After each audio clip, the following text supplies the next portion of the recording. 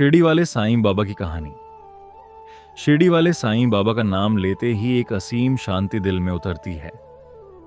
उनका जीवन एक रहस्य रहा, पर उनके कर्म, वचन और व्यवहार ने लोगों को इतना प्रभावित किया कि आज भी करोड़ों भक्त उन्हें ईश्वर का रूप मानते हैं।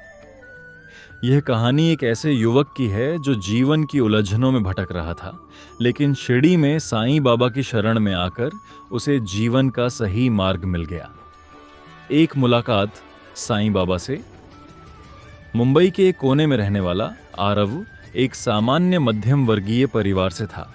पढ़ाई में तेज मगर जीवन से असंतुष्ट। नौकरी थी, पैसा भी था, मगर अंदर से हमेशा खाली महसूस करता था। रिश्ते बिगड़ते जा रहे थे, दोस्त दूर हो रहे थे और घर में कलह बनी रहती थी। वह रोज सोचता, क्या यही जिंदगी है?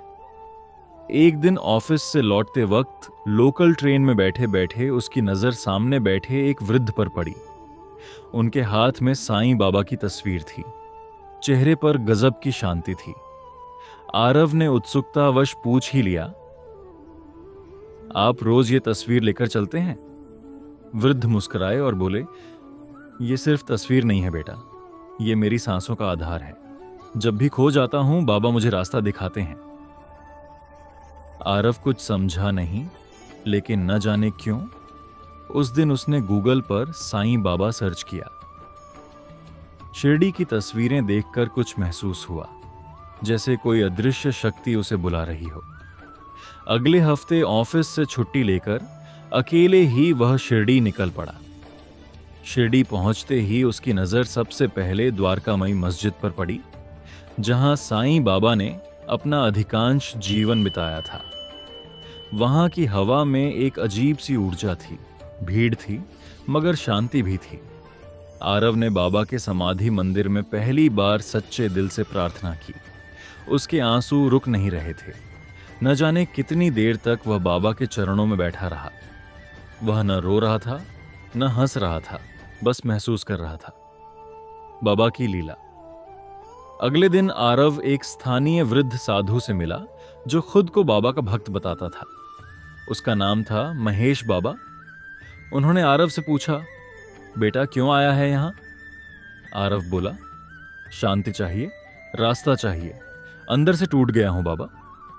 महेश बाबा मुस्कुराए और बोले, बाबा कहते थे, श्रद्धा और सबूरी, बस यही दो शब्द अगर समझ लिए तो जीवन बदल जाएगा। आरव ने जिज्ञासा से पूछा, कौन थे साईं बाबा वास्तव में? बाबा का जन्म कहां हुआ, यह आज भी रहस्य है। कोई कहता है वे मुस्लिम थे, कोई उन्हें हिंदू मानता है, लेकिन बाबा ने कभी धर्म का भेद नहीं किया। उनका सिर्फ एक संदेश था, सबका मालिक एक। बाबा ने शिरडी में कई चमत्कार किए, बीमारों को ठीक किया, टूटे दिलों को जोड़ा, भूखों को भोजन दिया और सबसे बड़ा, लोगों के मन का अंधेरा दूर किया। वे कहते थे, मैं भले इस देह में नहीं रहूं, लेकिन जब जब कोई मुझे पुकारेगा मैं उपस्थित रहूंगा।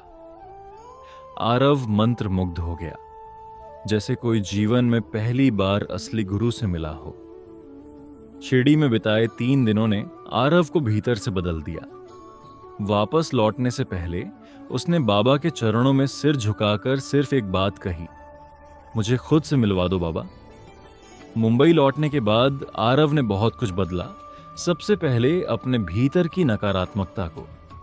अब वह रोज कुछ समय बाबा को याद करता, ध्यान करता। उसने अपनी माँ से फिर से प्यार से बात करना शुरू किया, दोस्तों को फोन किया और ऑफिस में तनाव की जगह मुस्कान लाने की कोशिश की। धीरे धीरे जीवन में सुख लौटने लगा, रिश्ते सुधरने लगे और जो सबसे बड़ा परिवर्तन आया वह यह कि अब उसे किसी चीज की कमी महसूस नहीं होती थी। आरव अब एक सफल लाइफ कोच बन चुका था। लोगों को मानसिक और भावनात्मक समस्याओं से निकालकर एक सकारात्मक जीवन जीने की प्रेरणा देता। हर सेशन से पहले वह अपने टेबल पर रखी साईं बाबा की तस्वीर को प्रणाम करता और कहता, ये सब आपके कारण है बाबा, आपने मुझे मेरी पहचान दिलाई।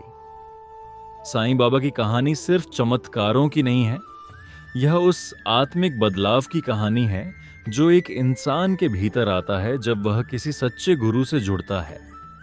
बाबा कहते थे, अगर तुम मुझे याद करोगे तो मैं तुम्हारे साथ हूं। तुम एक कदम चलो, मैं 100 कदम चलूंगा। आरव की तरह हम सबकी जिंदगी में भी एक मोड़ आता है जहां हमें लगता है सब कुछ खत्म हो रहा है, लेकिन वहीं से एक नया अध्याय भी शुरू हो सकता है अगर हम सच्चे मन से किसी ऐसी शक्ति को याद करें जो हमारे अंदर की रोशनी जगा दे। साईं बाबा आज भी जीवित हैं हर उस दिल में जो सच्चे भाव से उन्हें पुकारता है। ओम साईं राम। जो भी इस कहानी को सच्चे मन से सुने, बाबा उसके जीवन में शांति और समाधान जरूर लाए। ओम साईं राम।